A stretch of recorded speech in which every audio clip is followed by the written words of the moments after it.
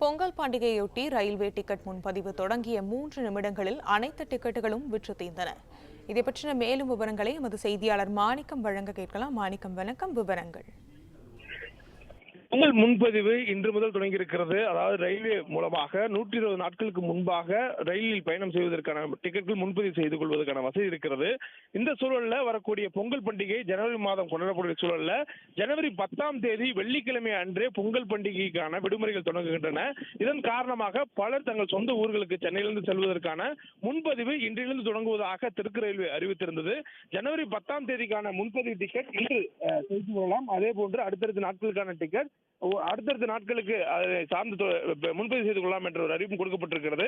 காலை 8 மணி முதல் இந்த முன்பதிவு தொடங்கிய நிலையில முன்பதிவு தொடங்கிய 3 to 5 நிமிடங்களுக்கு உள்ளாகவே தென் மாவட்டங்கள் மற்றும் மேற்கு மாவட்டங்கள் செல்லக்கூடிய ரயில்களுடைய முன்பதிவு டிக்கெட்கள், சாதாரண படுக்கை வசதி டிக்கெட்கள், அதே போன்று 3AC சொல்லக்கூடிய டிக்கெட்கள் அனைத்துமே விற்று தீர்ந்திருக்கின்றன. குறிப்பாக இந்த பொங்கல் பண்டிகையுடைய முன்பதிவை பொறுத்தவரையிலும் ஜனவரி மாதம் 13ஆம் தேதி போகி பண்டிகையும், 14ஆம் தேதி பொங்கல் பண்டிகையும், 17ஆம் தேதி மாட்டுப் பொங்கலும், 16ஆம் தேதி காணும் பொங்கலும் கொண்டாடப்படுகின்றது. இதற்கு முன்பாகவே 10ஆம் தேதி வெள்ளிக்கிழமை வருகின்றன. இதனால் தொடர்ச்சியாக ஒரு 7 நாட்களுக்கு விடுமுறை இருக்கக்கூடிய சூழல்ல சென்னை உள்ளிட்ட நகரங்களில் இருக்கக்கூடியவர்கள் தங்கள் சொந்த ஊர்களுக்கு செல்வதற்கான முன்பதிவினை வெள்ளிக்கிழமையே தொடங்கக்கூடிய வாய்ப்பு இருக்கிறது. அதனால் 120 நாட்களுக்கு முன்பாக டிக்கெட் முன்பதிவு செய்யக்கூடிய வசதியை பொறுத்து தெற்கு ரயில்வேல இந்த முன்பதிவு இன்று தொடங்குவதாக தெற்கு ரயில்வே நிர்வாகம் அறிவித்திருந்தது. அதன் அடிப்படையில் ஜனவரி 10ஆம் தேதி பயணம் செய்ய விரும்புவோர் இன்றும், அதே போன்று ஜனவரி 11ஆம் தேதி பயணம் செய்ய விரும்புவோர் நாளையும், ஜனவரி 12ஆம் தேதி பயணம் செய்ய விரும்புவர்கள் செப்டம்பர் 14ஆம் தேதியும், ஜனவரி 13ஆம் தேதி பயணம் செய்ய விரும்புவர்கள் செப்டம்பர் 15ஆம் தேதியும் முன்பதிவு செய்து கொள்ளலாம் என்ற ஒரு அறிவிப்பை தெற்கு ரயில்வே கொடுத்திருந்தது. இந்த சூழலில் இந்த முன்பதிவானது இன்று காலை 8 மணி அளவில் சரியாக தொடங்கியது.